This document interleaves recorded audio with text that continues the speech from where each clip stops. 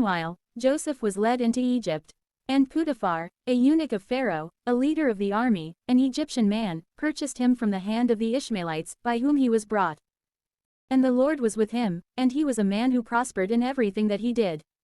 And he lived in the house of his Lord, who knew very well that the Lord was with him, and that all the things that were done by him were directed by his hand. And Joseph found favor in the sight of his Lord, and he ministered to him. And, having been placed in charge of everything by him, he governed the house that was entrusted to him and all the things that had been delivered to him. And the Lord blessed the house of the Egyptian, because of Joseph, and he multiplied all his substance, as much in the buildings, as in the fields. Neither did he know anything other than the bread that he ate. Now Joseph was beautiful in form, and stately in appearance. And so, after many days, his mistress cast her eyes on Joseph, and she said, "Sleep with me." And without consenting at all to the wicked act, he said to her, "Behold, my Lord has delivered all things to me, and he does not know what he has in his own house. Neither is there anything which is not in my power, or that he has not delivered to me, except you, for you are his wife. How then can I do this evil act and sin against my God?" With such words as these, throughout each day, the woman was pestering the young man, and he was refusing the adultery. Then it happened, on a certain day, that Joseph entered the house, and he was doing something, without any witnesses.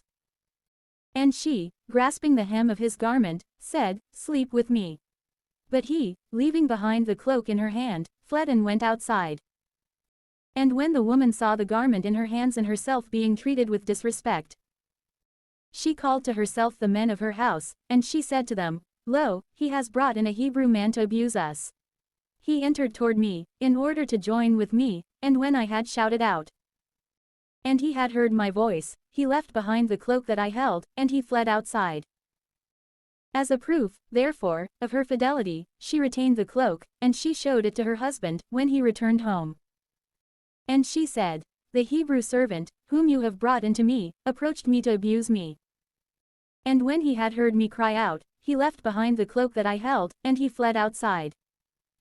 His Lord, upon hearing these things, and having excessive trust in the words of his mate, was very angry.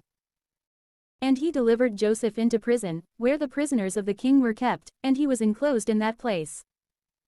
But the Lord was with Joseph, and, having mercy on him, he gave him favor in the sight of the leader of the prison, who delivered into his hand all the prisoners who were held in custody. And whatever was done, was under him. Neither did he himself know anything, having entrusted all things to him. For the Lord was with him, and he directed everything that he did.